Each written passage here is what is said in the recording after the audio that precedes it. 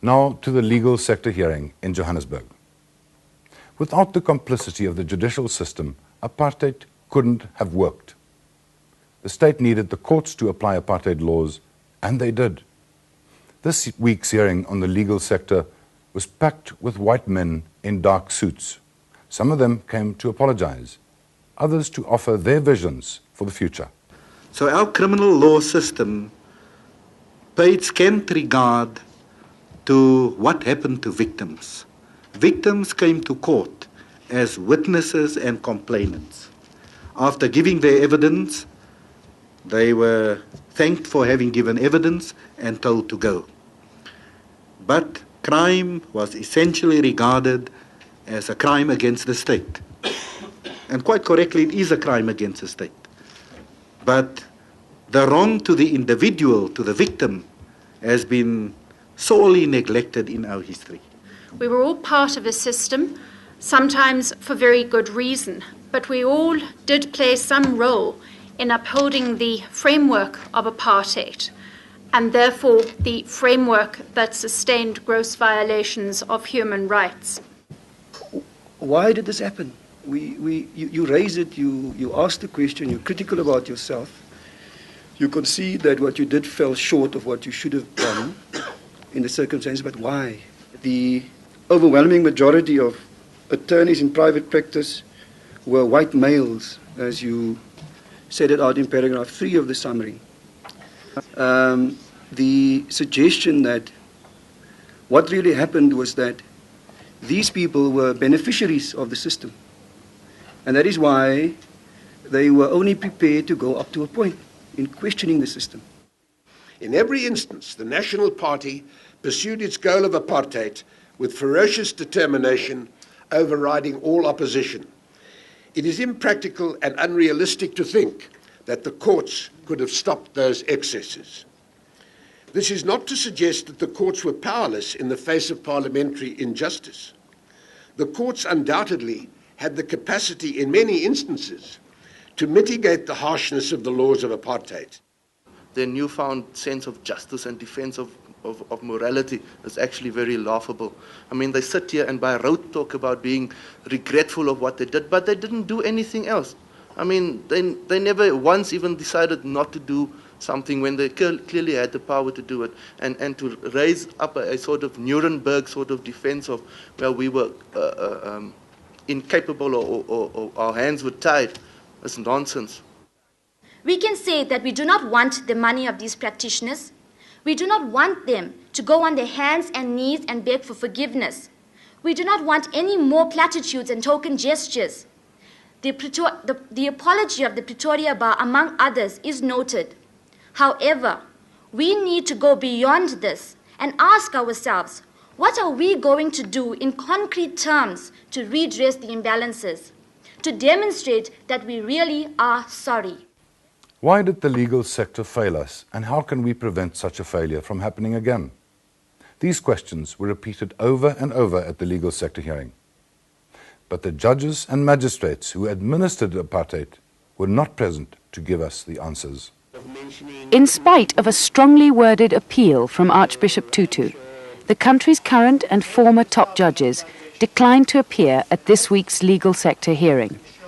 Instead, 5 of the country's current top presiding judges sent a written submission to the TRC, in which they admitted that the law and the legal profession played a central role in the maintenance of apartheid.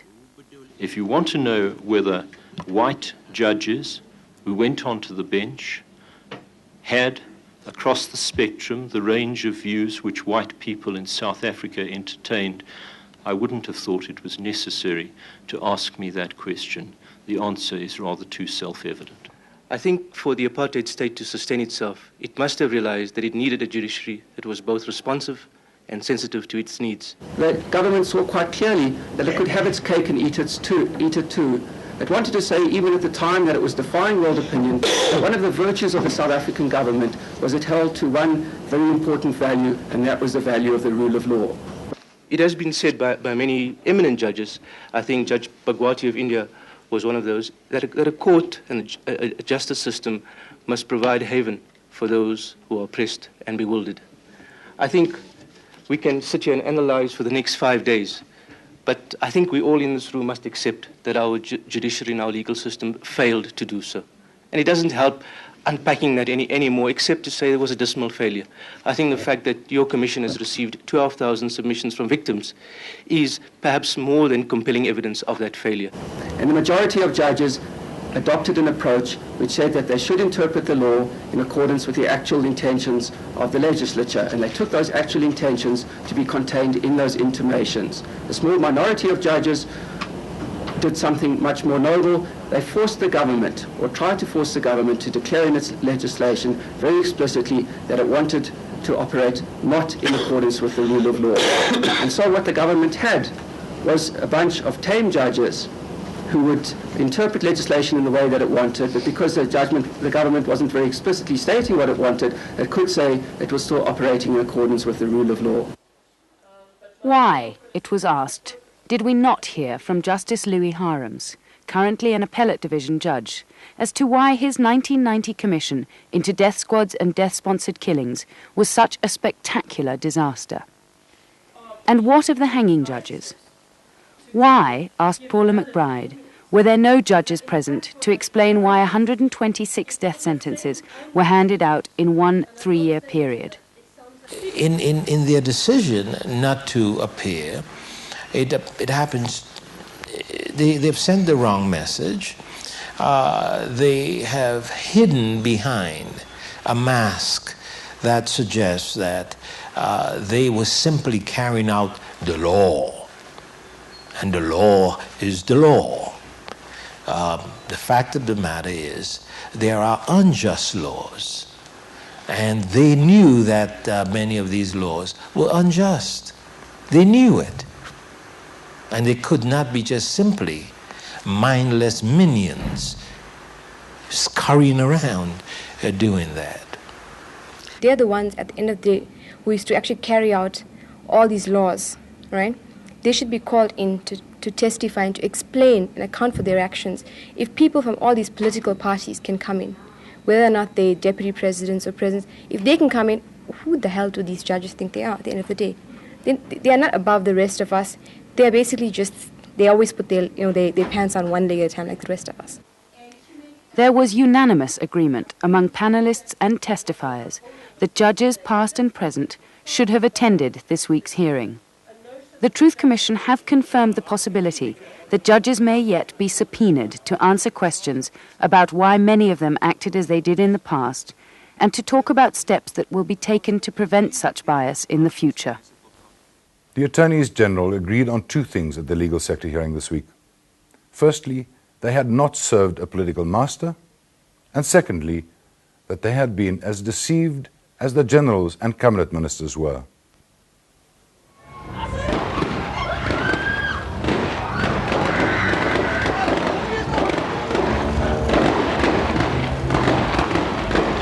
It is well known that politically motivated crimes often did not make it to the courts, and perpetrators remained faceless and nameless. This is particularly so in the many, many cases where security forces were the suspects. The men responsible for deciding whether perpetrators would be prosecuted were the Attorney Generals. This week, apartheid's prosecutors were grilled on exactly what their role was in the line of complicity that stretched from uniformed policemen to berobed judges.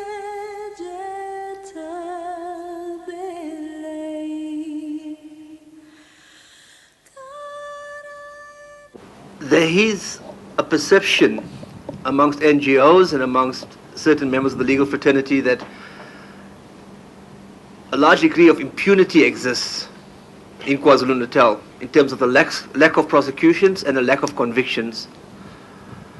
What's your response to that? I would like an opportunity to discuss that with the NGOs.